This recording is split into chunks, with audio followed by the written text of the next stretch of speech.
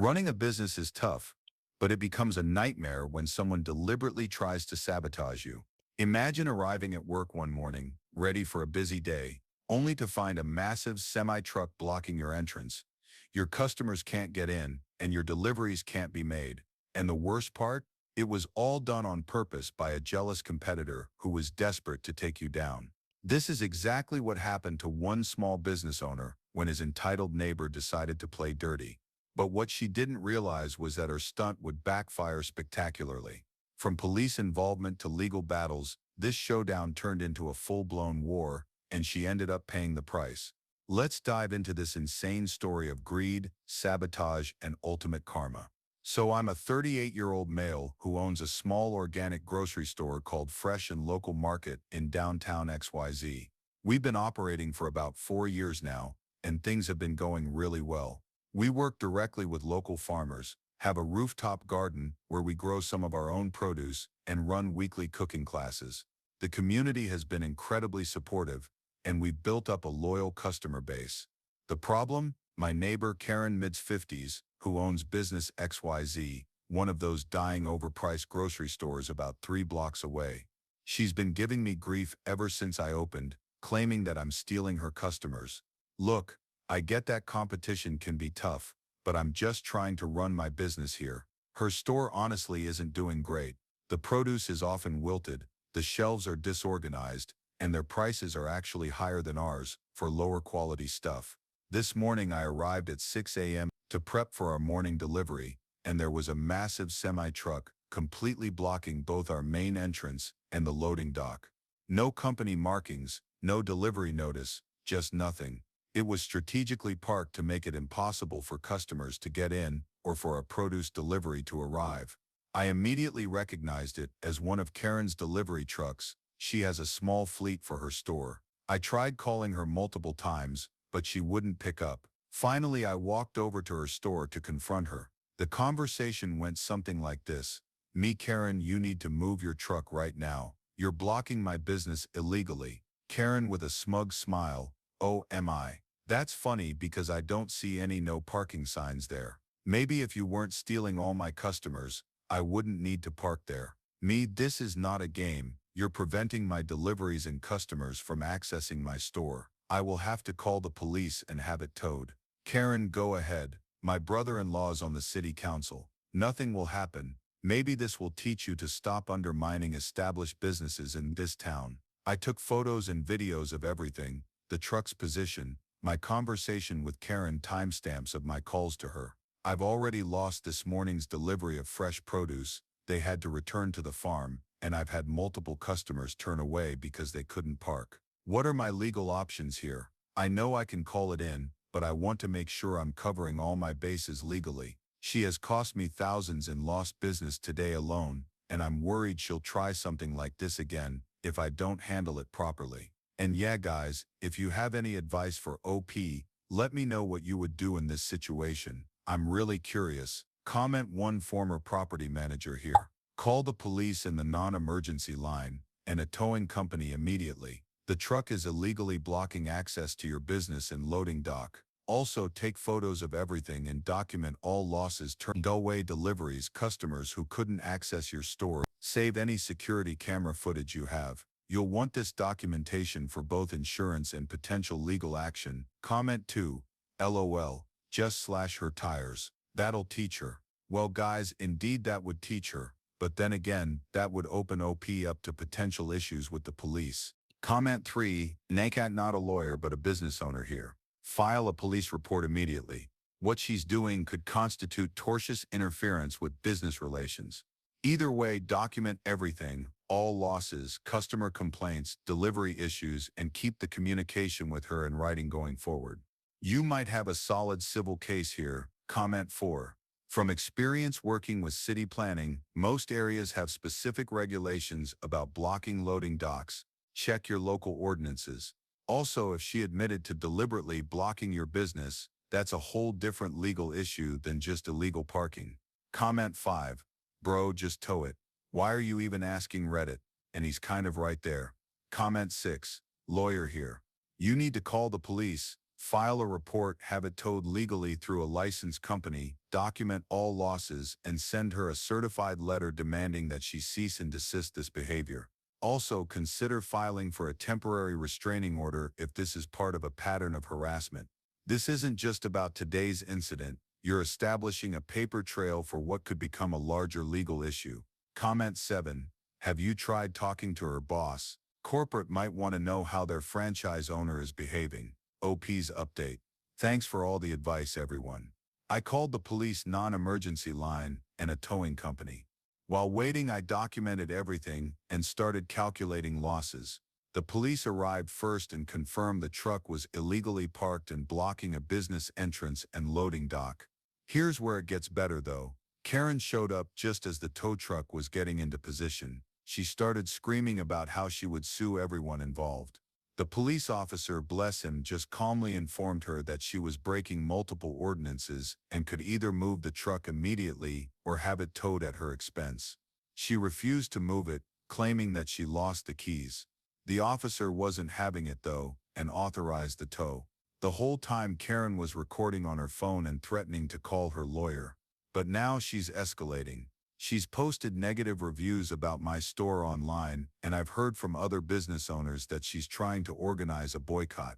She's also parked her personal vehicle in front of my store twice today in illegal spots and taken photos of customers entering my store. Should I pursue legal action beyond the towing incident? She's now actively trying to damage my business's reputation. I've saved screenshots of everything. By the way, she's now moved from simple interference to harassment and potential defamation. Comment 1. Business lawyer here. What she's doing now is actually worse legally speaking than the truck incident. She's demonstrating a pattern of intentional interference with your business. Save all evidence of her attempted boycott and false reviews. If you've got security camera footage, save the footage of her photographing your customers that could be interpreted as customer harassment too. Comment 2.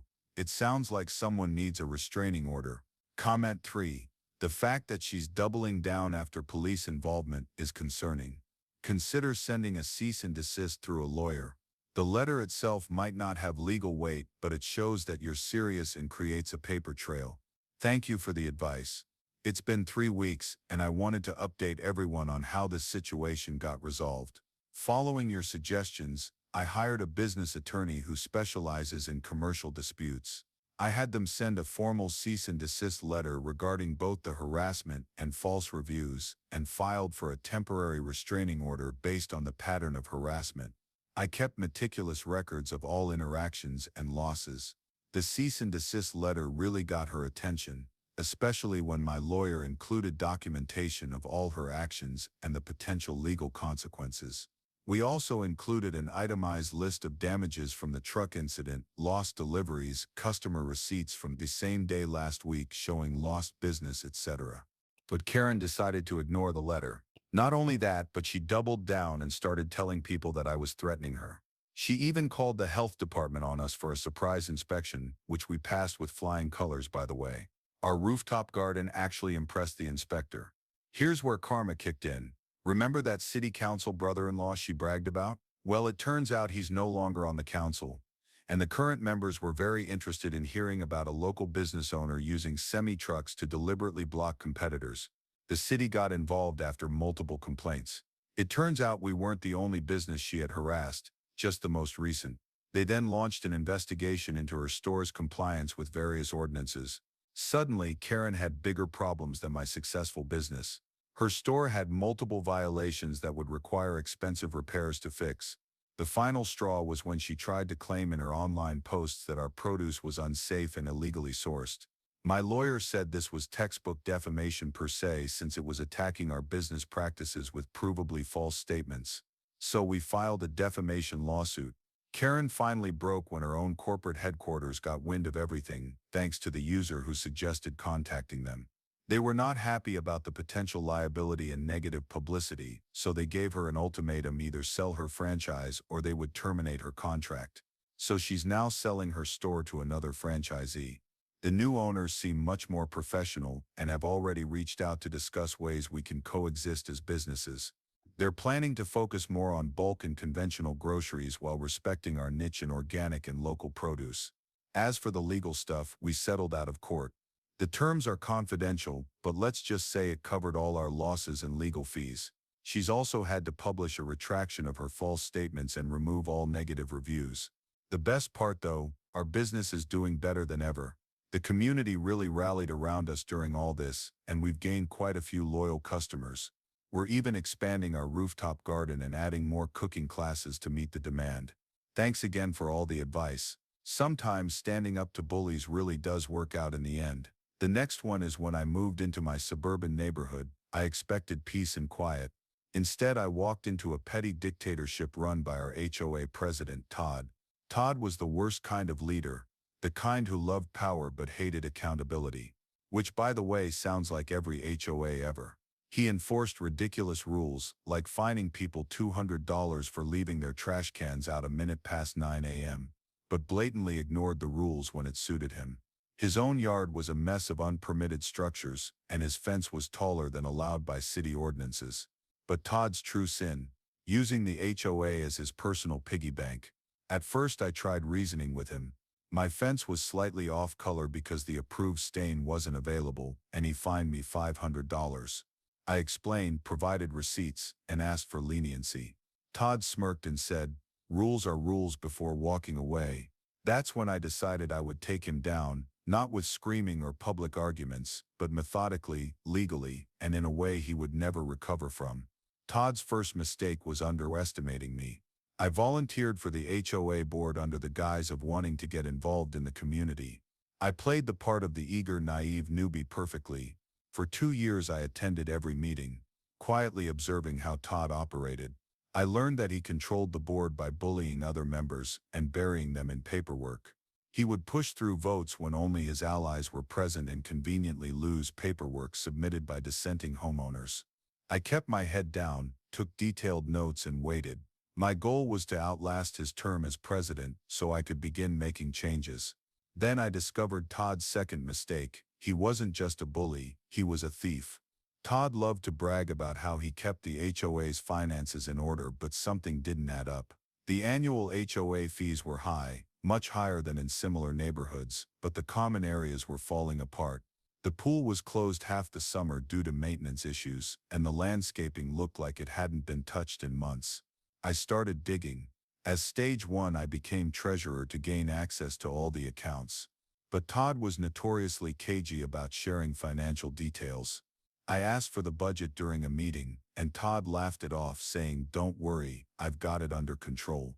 I filed a formal request for the financial records, which under HOA rules he was required to provide.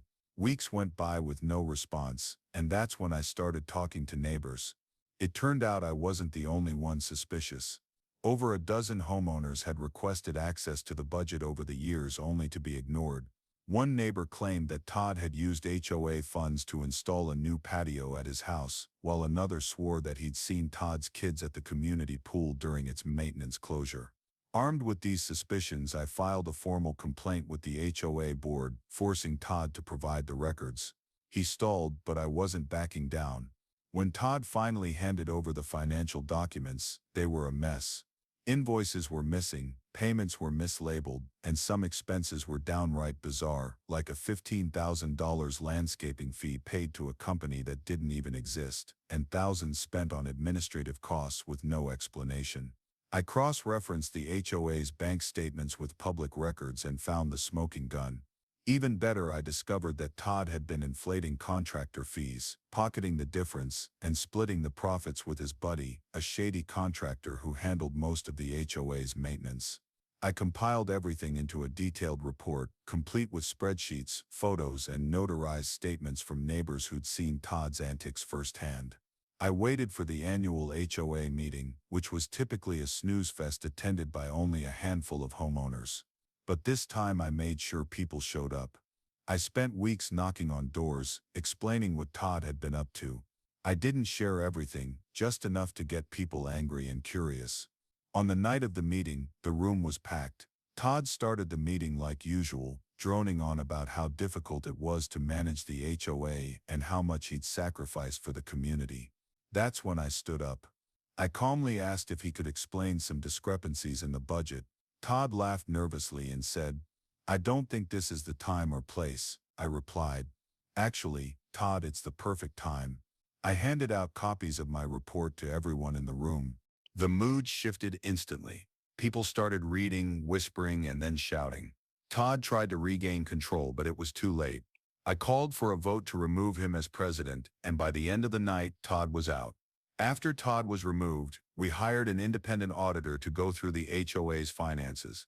They confirmed everything. Todd had embezzled over $50,000, mismanaged tens of thousands more, and committed multiple counts of fraud. We reported him to the police and filed a civil lawsuit to recover the stolen funds. But it didn't end there. Todd's shady contractor buddy was also exposed and banned from doing business in the county. Todd had to sell his house to pay restitution and legal fees. His name became a running joke in the neighborhood, and no one would touch him professionally. With Todd gone, we restructured the HOA to prevent another dictator from taking over. We implemented term limits, required multiple board members to approve financial decisions, and created an online portal so all homeowners could access budgets and meeting minutes. Every time I walk past Todd's old house, now owned by a lovely family, I smile. The pool is open, the landscaping is beautiful, and the HOA fees are lower than ever. Todd, meanwhile, moved to a neighboring town, where he reportedly tried to join another HOA board only to be laughed out of the room when someone Googled his name. Justice wasn't just served, it was plated, garnished, and savored. Next one is my crotchety old man of a neighbor has harassed multiple families out of this neighborhood over the years and had been trying to do the same to me for the first few years I lived here. This included calling the police for everything like my grass being an inch too tall, and once even reporting me for having a garden gnome that was too distracting. I've lived here for 9 years now, and this is the story of how I finally got him to leave me alone. A couple of years ago, I reached my final straw. He put up a camera on his privacy fence on his deck that pointed directly into my backyard and refused to move it. He also threatened to shoot my dogs, who were never outside alone and always either on a leash or in the backyard with me. Game on, dude. I finally had enough. I decided to sign his address up for every possible spam mail and mailing list I could find. The Satanic Church, Mormons, Jehovah's Witnesses, Playboy, tons of other adult stuff, and lots of other places that would scare an older religious couple. Plus, I added him to countless random mailing lists. I spent like 5 hours just signing his address up for random junk. Then I had one of those anonymous $5 boxes of elephant poop sent to his house. I know it got there because I was off work the day it was delivered. I feel bad that the poor mail lady had to carry that in her truck during a July heat wave in Missouri, but that was a sacrifice I was willing to make. I watched her carry it like it was a bomb to my neighbor's porch and practically throw it at the door. I stepped out into my carport to spy when my neighbor went to pick it up and heard his reaction. It was priceless. But then I got even craftier. I went to Walmart and picked up a little corrugated metal sign about 3 feet by 2 feet from the craft department, along with some wooden letters, spray paint, and construction glue. I proceeded to set up shop in my carport at like 11 o'clock at night, which is only about 10 feet from his bedroom wall. All the houses on my street are the same design, so I know the master bedroom is on the wall closest to my house. I absolutely blasted Avatar, a Swedish metal band that's awesome, at top volume with the speaker pointed at his house while crafting my little sign.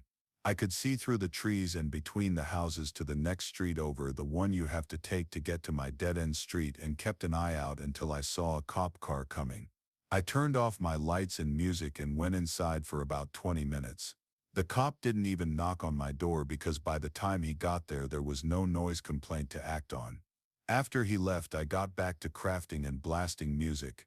I made a sign that said F*OF, and once all the spray paint, letters, and glue were dry, I hung it from an old swing set frame and pointed it at his camera that was watching my backyard. "You want to be a creepy dude? Okay, I got you." I waited until like 1 a.m. the next night, stripped down to nothing but my panties, and stood in my backyard staring at his camera for about 15 minutes straight. I don't think he enjoyed the view. The camera was taken down the next day. I haven't heard a peep from that guy or gotten the cops called on me for nonsense since justice served. Petty? Absolutely. Satisfying, you bet. The next one is when I was little, my mom sent me to a private religious school. My family isn't religious, but they felt like I'd get a better education. And later when I switched to public school, I found out they were right. I was pretty far ahead. This school had uniforms. Boys wore button-down shirts with a school logo and blue slacks, and the girls wore jumpers. My mom hated cleaning and ironing these white button-down shirts every day. I was one of 4 kids, and kids play, they get grass stains, dirt, and all kinds of messes. The shirts were taking up a lot of her time. Finally, she gave up and bought a bunch of white polo shirts and started sending us to school in those. Admin had a conniption fit about it and brought her in for a meeting. They opened the dress code rule book and pointed out that these shirts were missing the logo, so they were in violation. By the way, guys, do you see any similarities here to HOAs? Maybe there needs to be a subreddit about private schools or something. Either way, my mom looked over the rules and confirmed that the lack of a logo was the only violation. They said yes, and she thanked them and left. The school probably thought it was over. Just to be petty, they sent a school-wide memo reiterating the dress code. My mom took every polo shirt and stitched a homemade school logo onto them. It wasn't hard to do. The logo was just the school's initials. The admin was furious, but during the next meeting they realized their hands were tied. The memo had piqued the curiosity of other parents, and they started asking my mom where she got the new school shirts. Apparently, she wasn't the only one sick of ironing and getting grass stains out. Suddenly, I wasn't the only one wearing a polo shirt to school. The worst part for the school was that, despite tuition being pretty expensive, they also had a kickback deal going with the local clothing store for the uniforms. The store had a monopoly on the sale of those shirts. When business started lagging, the store made their own version of the polos for sale. Eventually, the original button-down shirts were phased out entirely. That was over 30 years ago, and my mom still loves telling that story. Justice served, malicious compliance, absolutely. And the best part, she saved herself hours of ironing. Before we go, I want to share a couple of hilarious and satisfying stories that you guys sent in. These are from our amazing community, and I think you'll love them as much as I do. Story 1: The Parking Spot Wars. One viewer wrote in about their neighbor who kept stealing their assigned parking spot. After weeks of passive-aggressive notes and ignored requests, they decided to get creative. They bought a giant inflatable dinosaur, parked it in their spot, and left a note saying, "Spot taken by Mr. Rex. He's territorial." The neighbor never parked there again. Sometimes you just have to out-weird the weirdos. Story 2: The Office Coffee Thief. Another viewer shared a story about their office coffee thief. Someone kept drinking their fancy creamer without asking, so they replaced it with a look-alike bottle filled with mayonnaise. Let's just say the thief learned their lesson after one sip. Justice served with a side of mayo. Story 3: The Noisy Neighbor. And finally, this one's for anyone who's ever had a noisy neighbor. One viewer had an upstairs neighbor who loved blasting music at 2 a.m., so they waited until the neighbor was asleep during the day and played a recording of a crying baby on loop. The neighbor got the message, and the noise stopped. Sometimes you have to fight fire with baby screams. Thanks for sharing these stories with me, guys. If you have your own tales of revenge, justice, or just plain pettiness, drop them in the comments below. I might feature them in a future video. Don't forget to like, subscribe, and hit that notification bell so you never miss a story. And remember, life's too short to let the Karens and Todds of the world win. Stand up, fight back, and always keep it legal, unless it's mayonnaise in the coffee creamer. That's just fair game. See you next time.